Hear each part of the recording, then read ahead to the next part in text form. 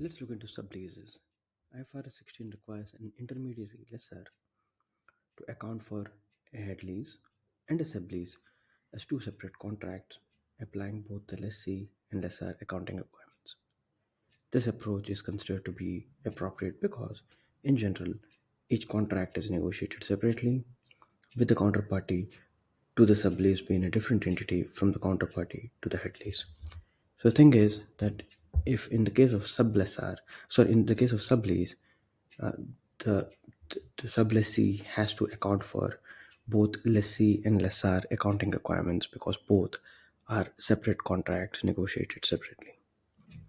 In classifying a sublease, an intermediate lessor, that's what is called intermediate lessor, should classify the sublease as a finance lease or an operating lease as follows.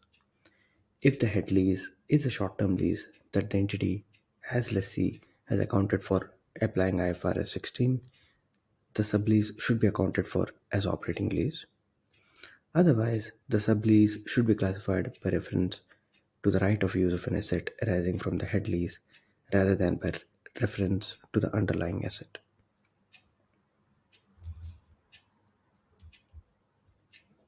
Let's look into an example. Sublease classified as finance lease.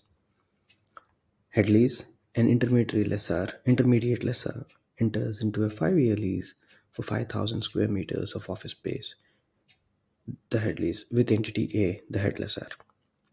Sublease. At the beginning of year 3, the intermediate lessor subleases the 5,000 square meters of office space for the remaining 3 years of the head lease to a sublessee.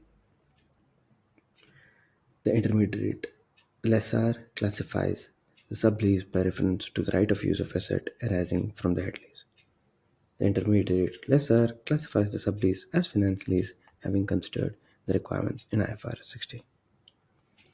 When the intermediate lessor enters into a sublease, the intermediate lessor derecognizes the right of use of asset relating to the head lease that it transfers to the sublessee and recognizes the net investment in the sublease. The intermediate lessor recognizes any difference between the right of use of asset and the net investment in the sublease in profit and loss account. The intermediate lessor retains the leasability relating to the head lease in the statement of finance position, which represents the lease payment owed to the head lessor. During the lease term of sublease, the intermediate lessor recognizes both financial income on the sublease and interest expense on the head lease. In short, the intermediate lessor has to account for as a finance lease, and then when you account for finance lease, you have net investment in the lease. So whatever difference between the right of use of asset when he was a lessee and accounted for uh, an asset, so difference between right of use of an asset and net investment has to be recognized in profit and loss account. And in the case of lease liability relating to the head lease, in this, which represents the lease payment owed to the lessor, so he would still retain the lease liability. He will have net investments, and whatever difference between right of use of asset and net investment would be recognized in the profit and loss account.